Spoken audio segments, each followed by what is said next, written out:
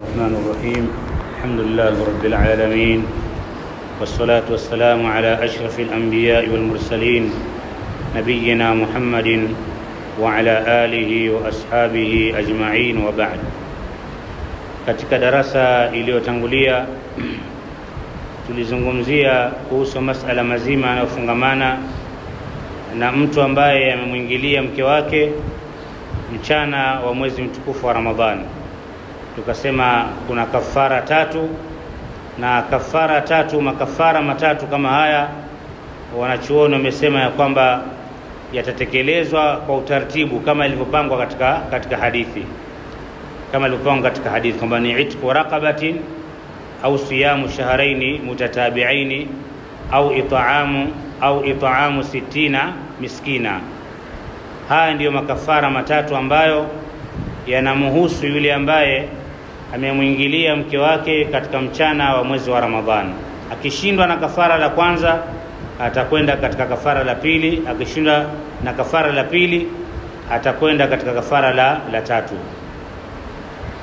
Lakini ni ipi hukumu ya mtu ambaye amefanya masturbation, yani amejitoa manii pamoja kati ya njia ambazo anazijua yeye mwenyewe katika mchana wa mwezi mtukufu wa Ramadhani?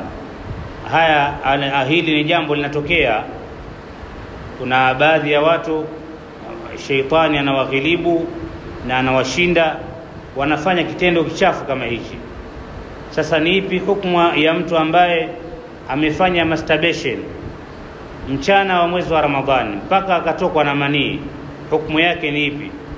Kuna chuoni wanasema ambaye atafanya masturbation, yani kujitoa manii mchana wa mwezi mtukufu wa Ramadhani, ni kwamba mtu huyo atatubia kwa Allah tabarak wa taala, kwa sababu amefanya kosa kubwa mbele ya Allah tabarak wa taala. Atatubia, lakini baada ya kumalizika mwezi wa Ramadhani atailipa siku hiyo ambayo alifanya masturbation, kwa maana ya kuwa yeye makafara yale hayamuhusu, makafara yale matatu hayamuhusu. Nimeona haya masala yana mafungamano na masala yaliyopita.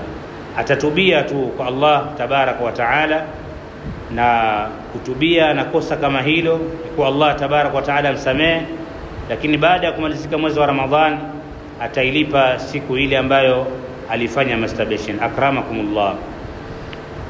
Anasema mwanachuoni, ikiwa darasa yetu ya leo inafungamana na hukumu ya kufunga mtu anapokuwa safarini. Bayanu hukmi saumi fi safari, kubainishwa hukumu ya kufunga mtu anapokuwa safarini. Mada yetu ya leo ama hadithi ambazo tutasoma leo zitakuwa zinaelemea sana katika kufunga mtu anapokuwa safarini. Anasema mwanachuoni al-alim al-allama al-sheikh al-Bassam, jaat hadhihi ash-shari'atu bi ahkami al-muyassarati as-samhati tahqiqan liqawlihi ta'ala.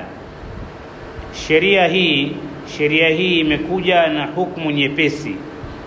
Sheria hii na dini hii ya Kiislamu imekuja na hukumu nyepesi kwa ajili ya kuihakiki kauli yake Allah tabarak wa taala pale aliposema katika suratul Hajj aya nambari 78, wama ja'ala alaykum fid dini min haraj, na Allah tabarak wa taala hakujalia katika dini uzito wowote, kwa maana ya kwamba katika dini yetu ya Kiislamu hii hakuna uzito, hata katika kuzitekeleza hukumu mbalimbali ambazo Allah tabarak wa taala ametuwekea sisi, hakuna uzito ndani yake. Na ushahidi wa jambo hilo ni aya hii. Ziko nyingi tu, lakini moja kati ya aya hizo ni hii aya ambayo tumeisoma, aya ambayo ipo katika suratul Hajj nambari 78, wama ja'ala alaykum fid dini min haraj, na Allah tabarak wa taala hajajalia katika dini ya Kiislamu uzito wowote. Hakuna uzito katika dini ya Kiislamu, bali hakuna uzito hata katika kuzitekeleza zile ahkamu zake, hakuna uzito. Aya nyingine Allah tabarak wa taala anasema katika suratul Baqara aya nambari 100, 185 Allah anasema yuridu Allahu bikumul yusra, Allah anakutakieni wepesi, Allah anakutakieni wepesi. Wala yuridu bikumul usra, wala Allah hakutakieni uzito. Allah anakutakieni wepesi, wala hakutakieni nyinyi wanadamu uzito. Falamma kana as-safaru, anaendelea mwanachuoni al-alim al-allama al-Sheikh al-Bassam kwa kusema falamma kana as-safaru, ilipokuwa safari, ghaliban mara nyingi safari, fihi mashaqqatun wa su'ubatun, ndani yake safari kuna uzito. As-safaru qit'atun min al-adhab, kama anavyosema Mtume sallallahu alaihi wasallam kwamba safari ni sehemu katika adhabu. Ni sehemu katika nini? Katika adhabu. Na hili kila msafiri analishuhudia. Mtu anayetoka hapa mpaka Dar es Salaam, labda akitoka hapa saa 12 na ingie Dar es Salaam saa 10 jioni, atakwambia niko taabani kabisa. Pengine baada ya kumaliza kuswali, baada ya kuswali atalala moja kwa moja. As-safaru qit'atun min al-adhab, safari ni sehemu katika adhabu. Kwa hiyo yasema wakati ilipokuwa safari, ghaliban mara nyingi katika safari, fihi kuna ndani ya safari, mashaqqatun wa su'ubatun, kuna uzito ndani ya safari. Wa annahu, na hiyo safari, hakika hiyo safari, qit'atun min al-adhabi khuffifa fihi, na kuwa hiyo safari ni sehemu katika adhabu. Ilipokuwa jambo liko hivyo, kukafanywa wepesi katika hiyo safari. Hivyo msafiri ameruhusiwa kuswali zile as-salawatu ar-rubaiya, kuswali raka mbili. Kuswali raka ngapi? Mbili. Lakini vile vile mtu ambaye atakuwa ni msafiri na ni mwezi wa Ramadhan, sheria imemruhusu kufungua. Amepewa ruhusa kufungua, si lazima, lakini sheria imempa ruhusa kufanya nini? Kufungua. Akiwa hawezi, anaona uzito, atafungua. Haya yote inaonyesha namna gani dini yetu ya Kiislamu ilivyo nyepesi hata katika kuzitekeleza zile hukumu zake. Dini yetu ya Kiislamu ni dini nyepesi. Kisha akasema wa min tilka takhfifat, na katika hayo mambo ambayo ni mepesi, yamefanywa kuwa ni mepesi, ar-rukhsatu fil fitri fi nahari ramadana, ni kutolewa ruhusa mtu kuruhusiwa kufungua mchana wa mwezi wa Ramadhani. Lakini kwa nani, Sheikh Hassan? Kwa mtu ambaye ni msafiri. Kwa mtu ambaye msafiri. Mtu ambaye ni msafiri, sheria imemruhusu kufungua, ni ruhusa, si lazima. Kwa maana ya kuwa akitaka kuendelea kufunga anaruhusiwa, lakini dini ya Kiislamu imempa ruhusa kufungua mchana wa mwezi wa Ramadhani as long as yeye ni msafiri. Wa hiya rukhsatun mustahabbatun, nayo hiyo ni ruhusa ya sunna kufungua mchana wa mwezi wa Ramadhani kwa msafiri. Ni sunna, si jambo la lazima. Liqaulihi sallallahu alayhi wasallam, kwa kauli yake Mtume sallallahu alayhi wasallam aliposema laysa minal birri as-siyamu fi safar, sio katika wema kufunga mtu anapokuwa nini? Anapokuwa safarini. Dini ya Kiislamu imempa nafasi na imempa ruhusa kufungua. Mwezi wa Ramadhani ukimalizika, atalipa yale masiku aliyoacha wakati alipokuwa safarini. Kama ameacha siku moja, ameacha siku mbili, baada ya kumalizika mwezi wa Ramadhani atalipa masiku hayo. Kwa hiyo Mtume sallallahu alaihi wasallam anasema laysa minal birri as-siyamu fi safar, sio katika wema, si vizuri kufunga mtu anapokuwa safarini. Sawa? Wa hiya rukhsatun, na huko kufungua mtu anapokuwa safarini ni ruhusa, ta'ummu alladhi yanaluhu fi safar mashaqqatan wa ghayrahu, jambo hilo linamkusanya yule ambaye safari yake ina uzito na hata yule ambaye safari yake haina uzito. Leo kuna watu wanasafiri na ndege, anatoka airport hapa baada ya nusu saa anakuambia nishafika Nairobi. Akifika Nairobi anakuambia nishafika, na safari yake ni nyepesi, ni tofauti na mtu ambaye anasafiri na basi. Kwa hiyo ruhusa hii haimuhusu tu yule ambaye anasafiri labda kwa jahazi, safari ni ndefu, kuna kiu, kuna mavumbi. Safari hii inamruhusu hata yule ambaye, ruhusa hii anaruhusiwa hata yule ambaye anasafiri kutumia vipando ambavyo vinakwenda kwa kasi. Kama nini Sheikh Hassan? Kama ndege. Kama ndege, mtu anatoka sahihi hapa anakwenda Dar es Salaam, pengine baada ya 1 hour ashafika Dar es Salaam, na ni mbali, si karibu, ni sehemu mbali kabisa. Kwa hiyo ruhusa hii ya kuruhusiwa mtu kufungua mchana wa mwezi wa Ramadhan, as long as yeye ni msafiri, ruhusa hii inamuhusu mtu ambaye anasafiri kutumia kipando kama jahazi, safina, gari. Safari ni nzito, kuna vumbi, kuna kiu. Lakini ruhusa hii vile vile inamuhusu mtu ambaye anasafiri kutumia chombo ambacho kinakwenda kwa kasi, kama ndege, taira, sio kama ndege. Vile vile bado anaruhusiwa mtu ambaye, mtu sija akasema lakini mimi nasafiri na ndege, mimi nasafiri na ndege bwana, kuna uzito gani? Ni ruhusa umepewa. Ukitaka ruhusa hiyo utaitumia, usipotaka ruhusa hiyo utafanya nini? Utaiacha. Sawa Sheikh Hassan? Naam. Kwa hiyo anasema mwanachuoni, wa hiya rukhsatun, na hii ni ruhusa, yani mtu kufungua anapokuwa safarini, ta'ummu alladhi yanaluhu bisafari mashaqqatan wa ghayrahu. Nafasi hii, ruhusa hii inamkusanya yule ambaye safari yake ina uzito na yule ambaye safari yake haina uzito, kama mtu ambaye anasafiri kutumia ndege. Mimman takunu asfaruhum rahatan wa mut'atan, kwa wale ambao safari zao ni raha, furaha. Kwa watu ambao wanasafiri kutumia nini? Kutumia ndege. Kutumia ndege, bila shaka safari zao zinakuwa ni nyepesi, hakuna uzito ndani yake. Hao vile vile dini yetu ya Kiislamu imewaruhusu kufungua, imewaruhusu kufanya nini? Kufungua mchana wa mwezi wa Ramadhani, kwa sababu wao ni musafirun, wao ni wasafiri, wao ni wasafiri. Alhadithu alhadi wa 80 ba'da al-100, hadithi ya 181, hadithi ya 181 an Aisha radhiyallahu anha, kutoka kwa mama yetu Aisha radhiyallahu anha, anna Hamza ibn Amri al-Aslami qala, hakika Amrata ibn Amri al-Aslami amesema linnabii sallallahu alaihi wasallam, alisema kumwambia mtume sallallahu alaihi wasallam, sahaba mtukufu huyu alimwambia nini? Aasumu fi safari, alimuuliza hivi mtume sallallahu alaihi wasallam. Hamza ibn Amri al-Aslami alimuuliza mtume sallallahu alaihi wasallam, je, nifunge ninapokuwa safarini?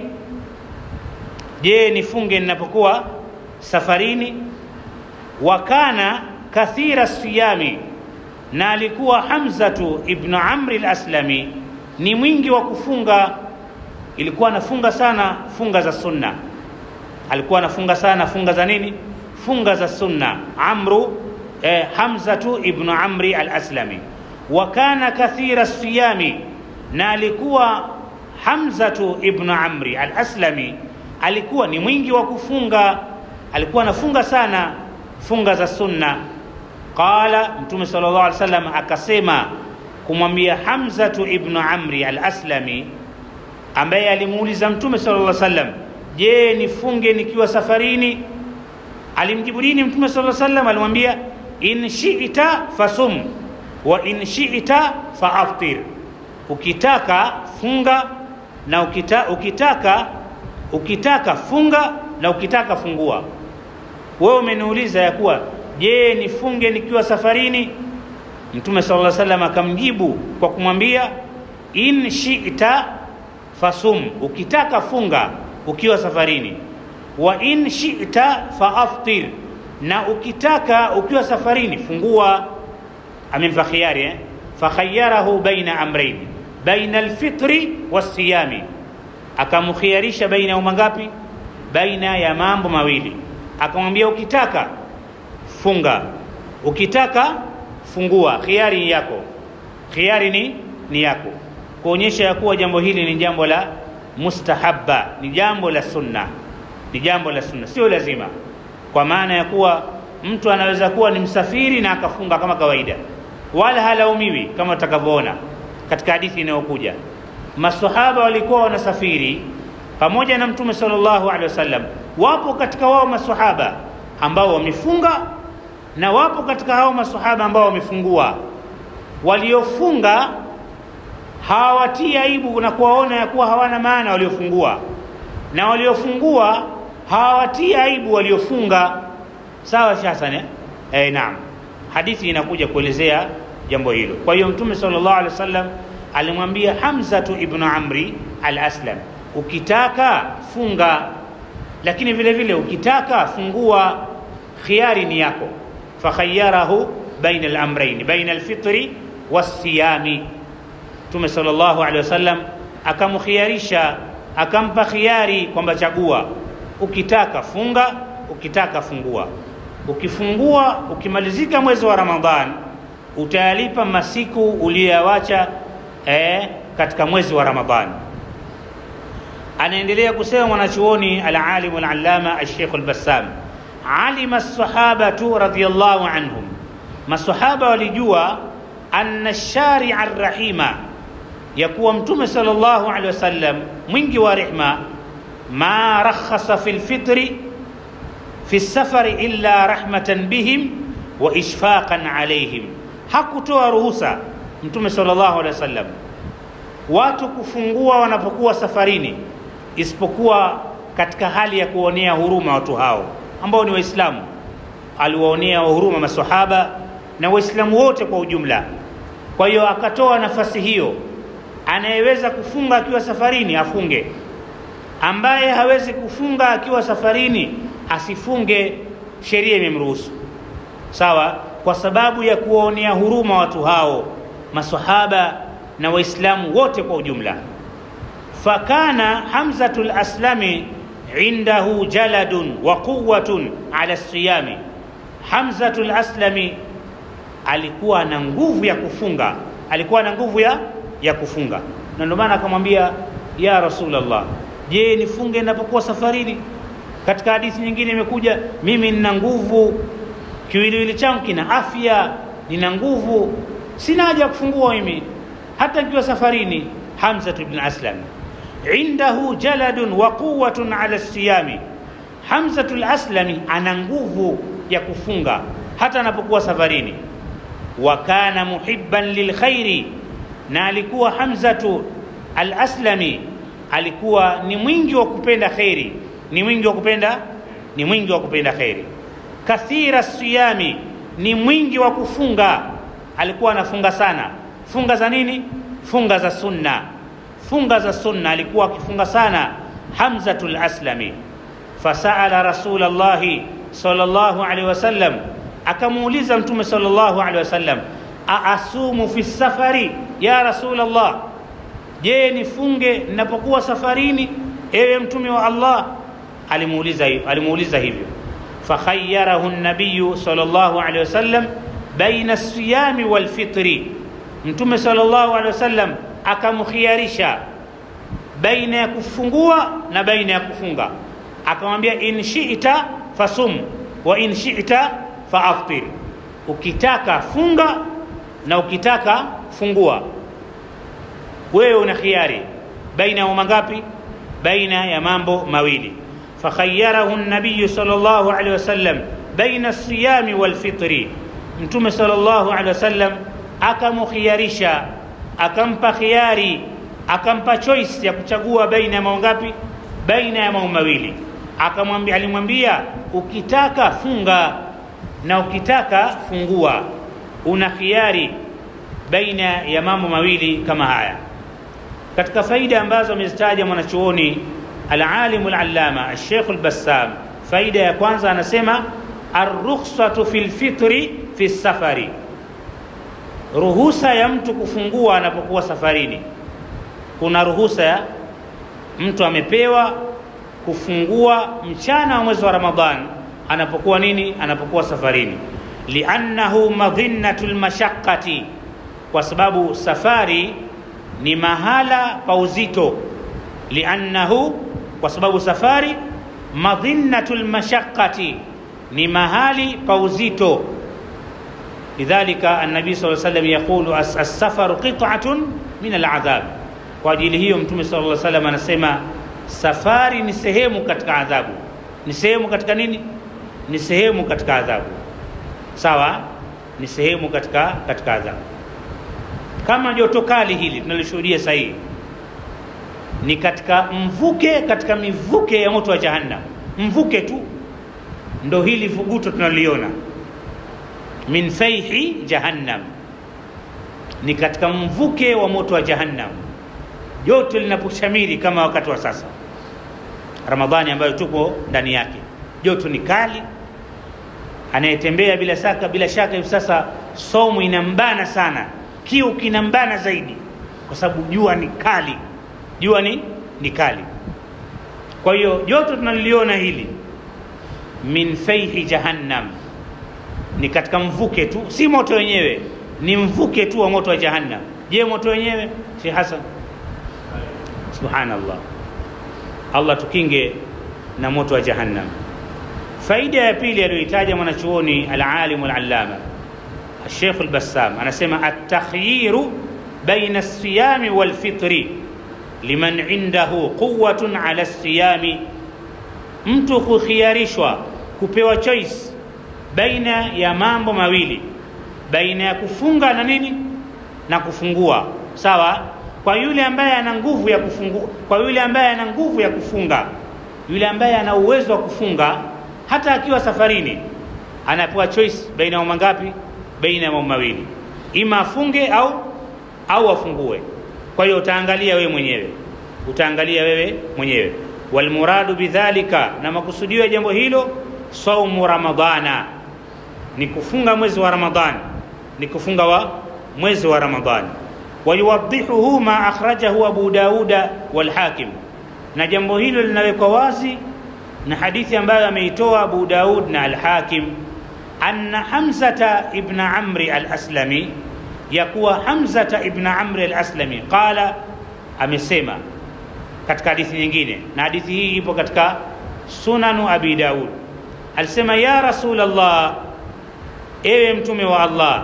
Hamzatu ibn Amri al-Aslami alimwambia Mtume sallallahu alaihi wasallam, ya Rasulullah, ewe mtume wa Allah, inni sahibu dhahrin, mimi ni mtu ambaye nina dawab na wanyama, mimi na wanyama wa kuwapanda.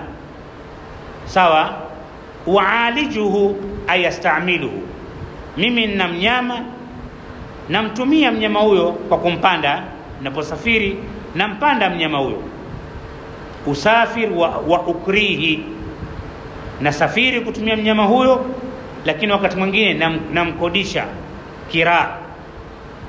Wa rubbama sadafani hadha ash-shahr, yani Ramadhana, wa ana ajidu al-quwwata alayhi, huenda ikasadifu mwezi wa Ramadhan na mimi nina nguvu na niko safarini, na jambo ambalo naliona ni zito kwangu mimi ni kuacha kisha nije nilipi baada ya kumalizika mwezi wa Ramadhan. Kwangu hili ni jambo zito. Kwa nini? Kwa sababu mimi nina nguvu, mimi nina nguvu, na sitaki kuacha baadhi ya masiku katika mwezi wa Ramadhan kisha nije yalipe masiku hayo baada ya kumalizika mwezi wa Ramadhan, na hali ya kuwa nina nguvu ya kufunga. Faqala Mtume sallallahu alaihi wasallam akasema kumwambia Hamzatu ibn Amri al-Aslami,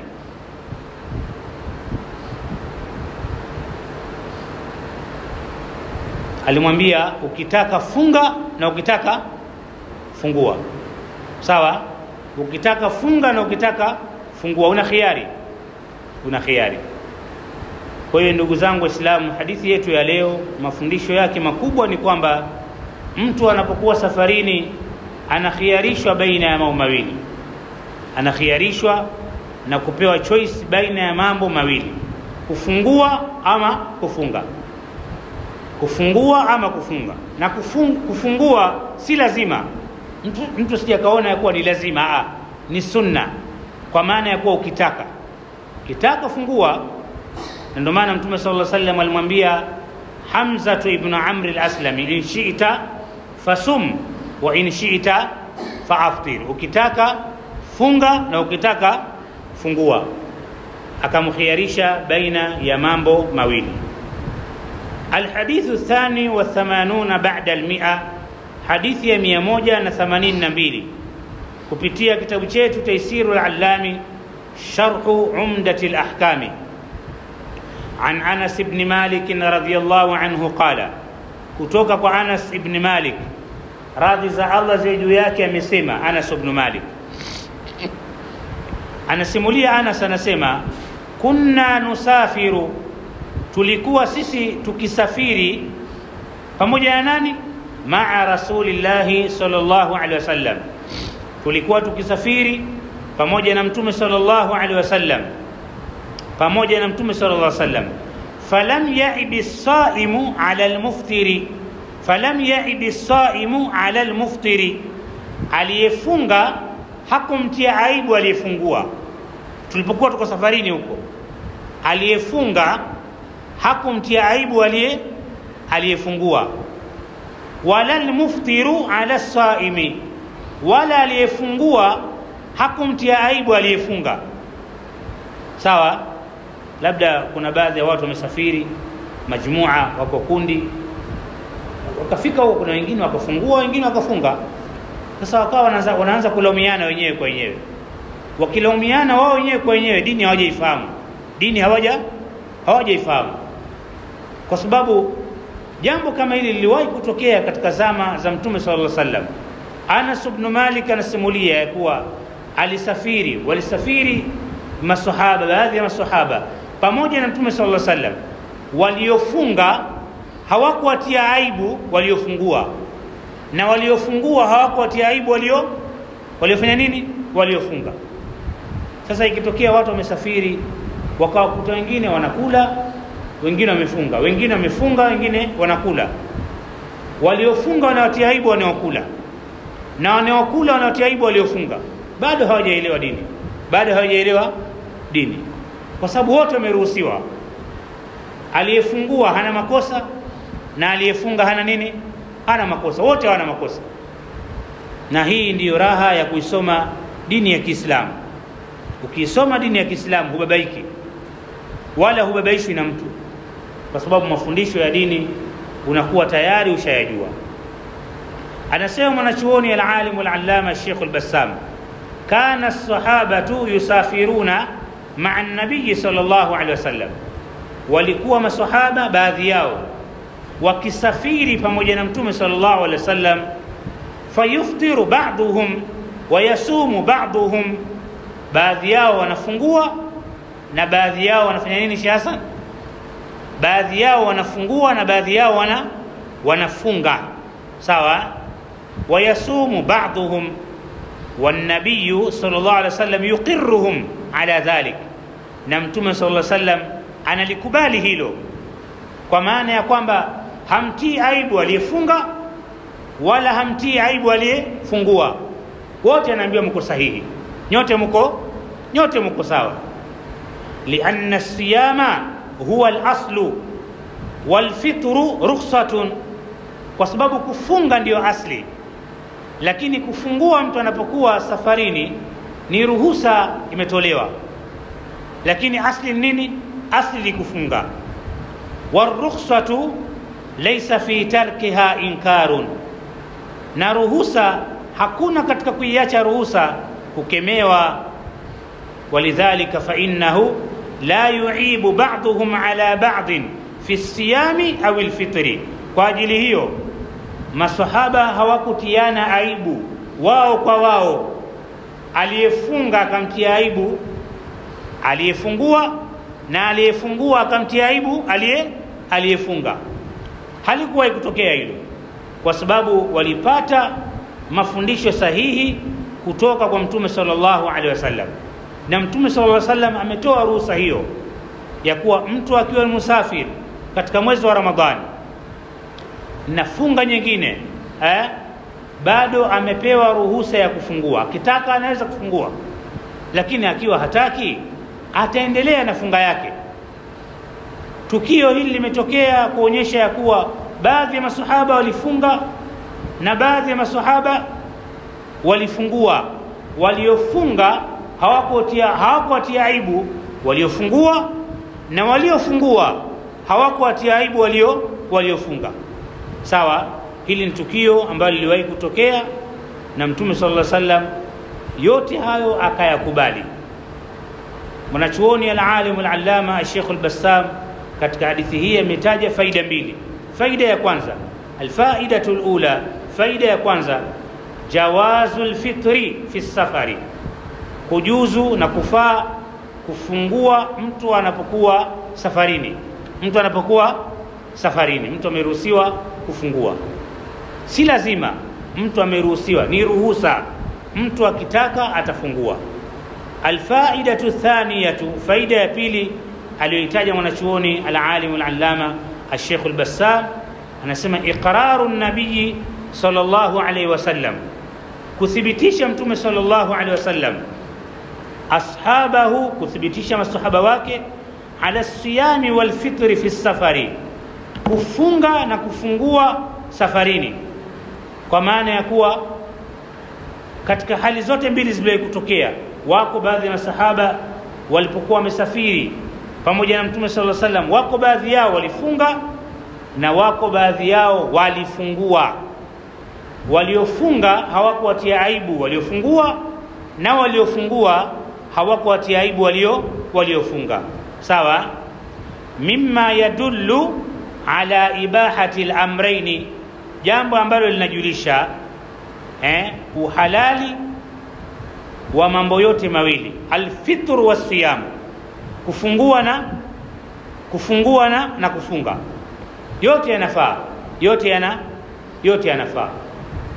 Kwa hiyo hadithi zetu mbili hizi katika mafundisho yake makubwa ni kwamba katika mchana wa mwezi wa Ramadhani ikitokea mtu amesafiri, ni sunna kufungua anapokuwa safarini, na si lazima.